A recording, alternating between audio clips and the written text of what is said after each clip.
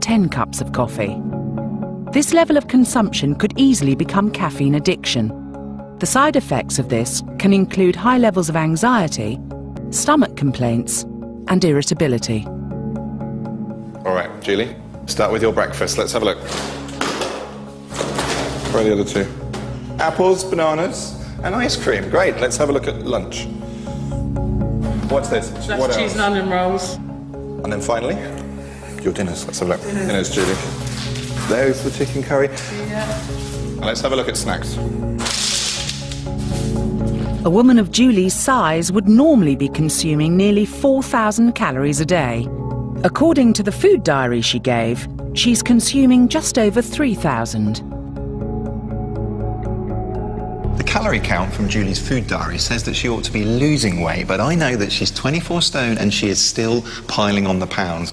So with Christian keeping a watchful eye, could Julie be in for a hard week in the feeding clinic? Coming up, Jade snaps as she hits rock bottom during her caffeine come down. Somebody gave me a cup of coffee for sake. Julie gets a message from America that hits her hard. Julie, you gotta change from the inside. You're eating too much food, and that's what it comes down to, is gluttony. And Anna Richardson investigates how to get a taut tum, but it's going to be painful. I'm going to cry. We all have an obsessional relationship with food, our bodies and weight. I'm Anna Richardson, and 2 years ago on Supersize vs Superskinny, I was a curvaceous size 14 to 16. Since then, I've lost 2 stone. Am I happy?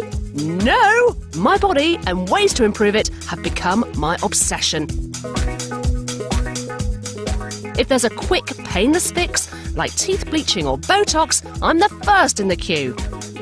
But it's never enough. So stretch marks all over my boobs, all down my hips, on the inside of my thighs, and those are really unattractive. Despite the weight loss and healthy diet, I'm still not satisfied. I want a perfect body, and I'm prepared to try anything. So, in this series, I'm relaunching the Richardson fitness regime. And to give me even more of an incentive, I've signed up with Matt. Well, why not? No limb will be untouched in my quest for body perfection. Legs. 1. Boobs. 2. Bum. 3. Ow. Matt, I want to be realistic. Can I basically turn this into something much better in just 3 hours a week? Realistically, yes. However, it's going to take a bit of work. OK. Tone-tastic, here I come. The first problem area I'm tackling is my stomach.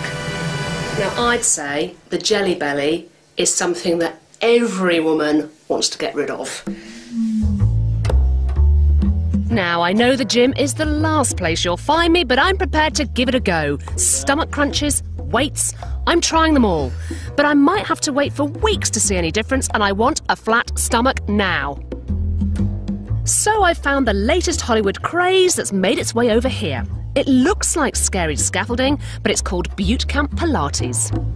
They've got like straps and levers and pulleys in a kind of Tower of London, medieval kind of way. It's billed as the best way to sculpt your core muscles by combining precise stretches. So a nice controlled fluid motion. With resistance and weights. It's not for the faint-hearted. I'm going to cry. You have to use a serious amount of stomach control to stop the straps pulling your legs over your head. How do I get them back down? And it hurts. A lot. It kills. I'm not joking. That's probably one of the hardest workouts I've ever done. Very little effort, I said. Plan B. There's word out about an easier way to lop off the love handles, and it sounds right up my street. The number of us having these so-called quick fixes or non-invasive surgery, like skin peels and injectable fillers, has doubled over the last 12 months, and I'm squeezing one into lunch. The best optimal shape that you want is the hourglass shape, and at the moment we need to achieve that.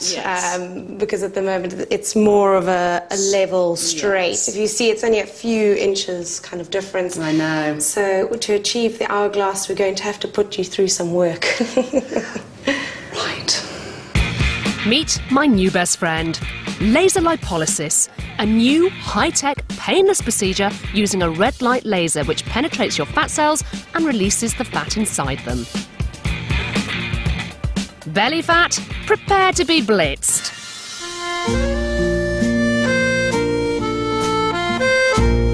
I literally can't feel a thing, but I'm being lasered to within an inch of my life.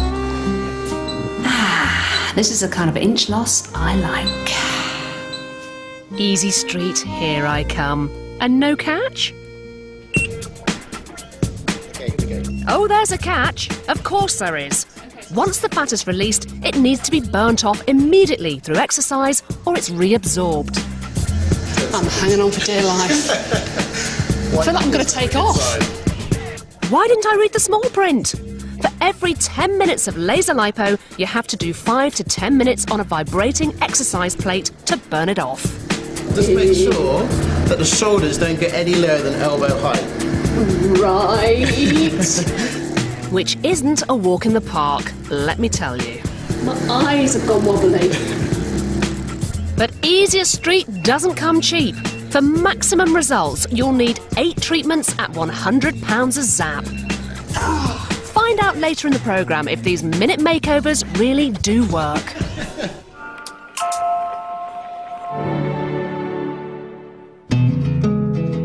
This week's feeding clinic residents are Julie and Jade. With bags unpacked, it's time for the girls to prepare each other's first meal. It does look really nice. It does, doesn't it? Looks colourful. It is. Don't speak too soon, Jade. This is one of Julie's mum's cholesterol-crammed curries. Are you going to put more in? In this one, yeah. Oh my God, of sat fat there is 9.4 grams.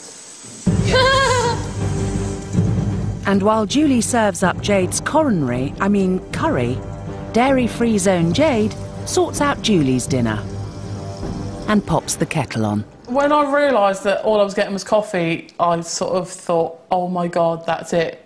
I can't survive on that. This is going to take forever.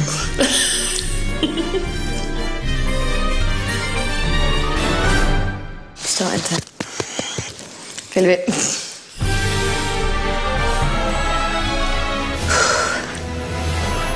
Keep going. You can do it. It's kind of making me jealous because I want to eat it. I've finished mine. I feel sick. I'm absolutely stuffed. It's day 2, and Jade is 24 hours into her cold turkey to kick the caffeine. Symptoms that she may be experiencing include headaches, fatigue, nausea, or even muscle pain. I'm feeling really sluggish this morning, quite sick, a bit vile to be honest, and I'm really missing my cola and my coffee. Doing enough. I feel really moody. If there was nobody in this room and I could trash it, I would. I just need to get all the stress and anger out. Somebody give me a cup of coffee for sake. Come on then, let's go get breakfast. And for dairy-hating Jade, Julie's cheesy start to the day just isn't helping. Okay, bacon, mushroom and cheese sandwich. It's my gag. I'm sorry. Especially as her usual morning fix of the fizzy stuff, aka Julie's liquid breakfast, is in reaching distance. It's making me really, really angry and you've got to drink that in front of me. After nearly 2 days free of stimulants, Jade is ready to snap. I just felt like crying. My body now, needs the stuff. So me not having it, it's like a druggie coming off. Drugs. Like any dependency, there's usually a trigger point. So Julie and Jade join forces and look to their past to pinpoint where their food issues started. This one, I was 12, and that is when the weight started going on. What do you think?